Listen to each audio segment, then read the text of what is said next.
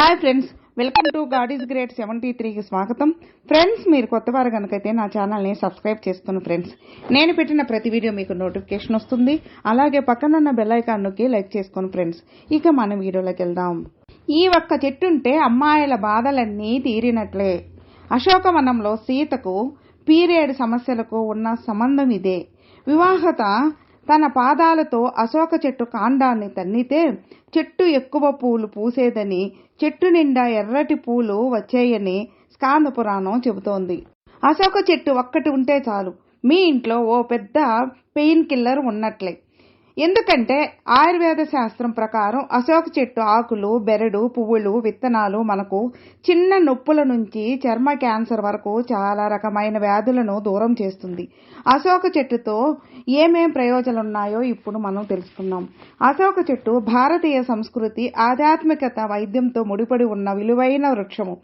ఈ చెట్టు ఎక్కువగా తేమ ఉండే పరిసరాల్లో పెరుగుతుంది. ఎక్కువ ఇండియా, బర్మా, మలేషియాలో పెరుగుతుంది. దీని శాస్త్రీయ నామం సారాకా ఇండియా.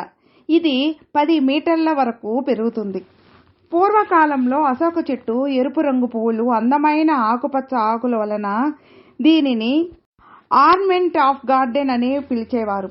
దీని అందమైన ఎరుపు రంగు పువ్వులు ఎక్కువగా ఫిబ్రవరి మాసంలో పూస్తుంటాయి. హిందువులు, బౌద్ధ మతం సంప్రదాయంలో ఈ వృక్షం చాలా విశిష్టమైనది. స్కాంద పురాణం ప్రకారం శ్రీరాముడు సీతాదేవి వివాహం అనంతరం వారిద్దరూ కౌశికీ నది దగ్గరకు చేరిన తర్వాత సీతాదేవి ఆ నది చుట్టుప్రక్కల ఉన్న అడవి ప్రాంతంలో నిండి ఉన్న అశోక వృక్షాల అందాన్ని చూసి అయోధ్యకు తిరిగి వెళ్ళడానికి నిరాకరించిందట. చాలా రోజులు ఆ వనంలోనే నివసించారు. అందుకే ఆ అడవికి సీతావన్ అనే పేరు వచ్చింది. పూర్వకాలంలో స్త్రీలు అశోక పుష్ప పరిచయిక అనే పండుగను జరుపుకునేవారు. స్త్రీలు అశోక పూలు ధరించి దైవారాధన చేసేవారు. బెంగాలీ స్త్రీలు అశోక షష్ఠి అనే రోజున అశోక పుష్పములు తినేవారు. ఈ పూలు ఉంచిన నీటిని కూడా తాగేవారు. ఇలా చేయడం వల్ల వారి పిల్లల, భర్తల ఆరోగ్యాన్ని కాపాడగలమని వారు నమ్మేవారు. రావణాసురుడు సీతాదేవిని అపహరించిన తర్వాత సీతాదేవిని అశోకవనంలోనే నివసించింది. అశోక అనగా శోకం లేనిది అని అర్థం. అంటే ఎలాంటి బాధలు లేనిది అని. ఈ మొక్కను ప్రేమకు గుర్తుగా కూడా చెబుతారు.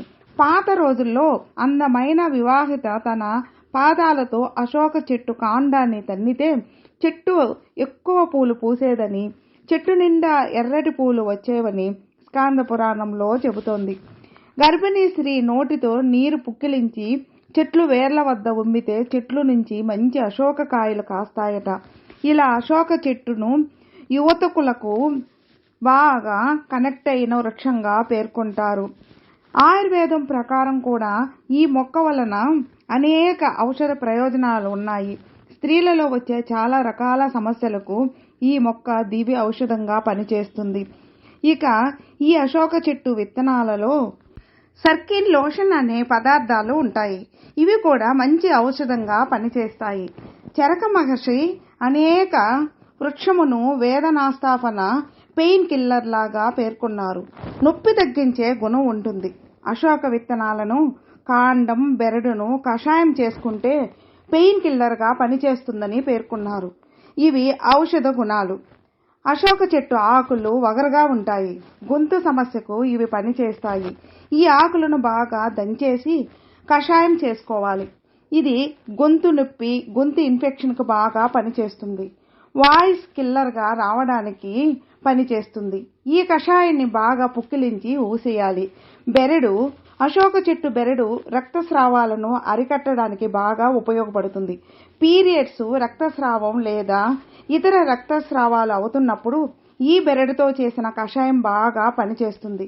10 గ్రాముల బెరడును 100 మిల్లీ నీటిలో కషాయంలాగా మరిగించాలి.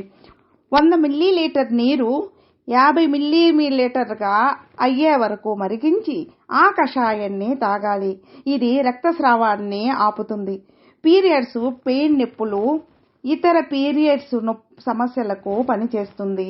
అశోక పుష్పాలు, వీటిని ఫ్లేవనాయిడ్స్గా వాడుతారు. శరీరంలో గ్లూటోటైన్ పెరాక్సైడ్ క్యాట్లెస్ ఎక్కువగా స్రవిస్తే అవి స్కిన్ క్యాన్సర్కి కారణమవుతాయి.